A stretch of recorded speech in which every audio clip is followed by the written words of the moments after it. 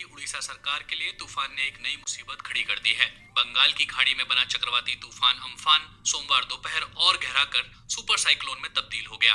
अक्टूबर 1999 के बाद ये पहला मौका है जब बंगाल की खाड़ी में कोई सुपर साइक्लोन बना हो। भारतीय मौसम विभाग का कहना है कि तूफान की उच्चतम रफ्तार 220 से 240 किलोमीटर प्रति घंटे तक हो सकती है। हवा की गति 220 किलोमीटर प्रति घंटा या उससे ज्यादा होने पर उसे सुपर साइक्लोन का दर्जा दिया जाता है। अनुमान के मुताबिक आश्वस्त करने वाली बात यह है कि 20 मई की शाम पश्चिम बंगाल के दीघा और बांग्लादेश के हातिया द्वीप के तट पर पहुंचते पहुंचते तूफान की गति कुछ कम हो जाएगी। आईएमडी के महानिदेशक डॉक्टर मृत्युंजय महापात्र ने कहा कि उत्तरी दिशा में आगे बढ़ते समय तूफान की गति कम हो जाएगी और ये दोबारा बहुत खतरनाक चक्रवाती तूफान बन जाएगा। तट पर पहुंचते समय इसकी गति केवल 150 से 165 किलोमीटर प्रति घंटे तक रहने की उम्मीद है, लेकिन इसके बावजूद तटीय उड़ीसा के 12 जिलों में अम्फान के कारण मंगलवार से भारी बारिश होगी और तेज हवाएं चलेंगी। भुवनेश्वर मौसम केंद्र के निदेशक एचआर विश्वास ने सोमवार को कहा था कि तूफान के प्रभाव से मंगलवार शाम से उत्तरी उड़ीसा के 5 जिलों केंद्रापाड़ा, जगत सिंहपुर, भद्रक, बालेश्वर और मयूरभंज में भारी बारिश हो सकती है और तेज हवाएं चलेंगी जो 20 तारीख की सुबह और तेज हो जाएंगी।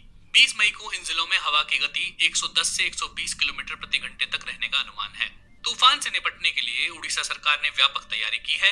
एनडीआरएफ की 12 टीमें और ओडीआरएफ की 20 टीमें संभावित प्रभावित क्षेत्रों के लिए रवाना हो चुकी हैं। एनडीआरएफ के महानिदेशक सत्यनारायण प्रधान ने कहा कि 8 और टीमें तैयार रखी गई हैं, जिन्हें जरूरत पड़ने पर तत्काल ओडिशा भेज दिया जाएगा। राज्य के विशेष राहत आयुक्त प्रदीप जेना ने कहा कि तट के निकट कच्चे मकानों में रहने वाले लोगों को मंगलवार सुबह से सुरक्षित स्थानों पर भेजा जा रहा है। इसके लिए उड़ीसा तट में बने करीब 600 साइक्लोन सेंटर के अलावा लगभग 7,000 पक्के मकान तैयार रखे गए हैं, जिनमें 11 या 12 लाख लोगों को सुरक्षित रखा जा सकता है। उन्होंने कहा कि प्रभावित जिलों के कलेक्टरों को हर संभव स्थिति से निपटने के लिए तैयार रहने को कहा गया है। पर्याप्त मात्रा में खाद्य सामग्री, पानी और अन्य आवश्यक चीजें तैयार रखी गई हैं। जेना ने कहा कि चूंकि ये तूफान गर्मी के दिनों में हो रहा है, इसलिए बाढ़ आने की संभावना नहीं है।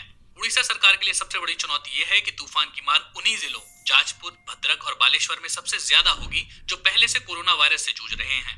यही कारण है कि सबसे अधिक नुकसान होने की आशंका जताने पर बालेश्वर के कलेक्टर ने एक फरमान जारी किया है कि तूफान का प्रकोप खत्म होने तक किसी बाहर के आदमी को जिले में प्रवेश की अनुमति नहीं दी जाएगी।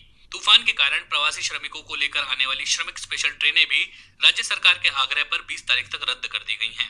उधर पश्चिम बंगाल सरकार ने बंगाल की खाड़ी में बने निम्न दबाव की वजह से लगातार खतरनाक होते जा रहे चक्रवाती तूफान अम्फान से निपटने के लिए भी कमर कस ली है।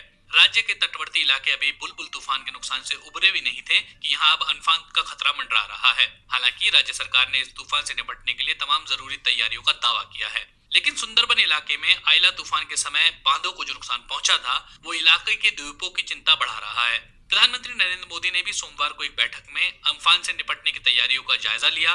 मुख्यमंत्री ममता बनर्जी ने भी सोमवार को एक उच्च स्तरीय बैठक में इससे निपटने की तैयारियों की समीक्षा की थी। उन्होंने बताया तटीय इलाकों में एनडीआरएफ की टीमें तैनात कर दी गई हैं और निचले इलाकों से लोगों को शेल्टर होम पहुंचाया जा रहा है। इलाके में तिरपाल के अलावा पर्याप्त राहत सामग्री का स्टॉक जुटाया जा रहा है। सरकार ने तूफान पर निगाह रखने के लिए मुख्य सचिव की अध्यक्षता में एक उच्च स्तरीय समिति का गठन भी किया है। हर बार ऐसे तूफान से पहले एहतियात के तौर पर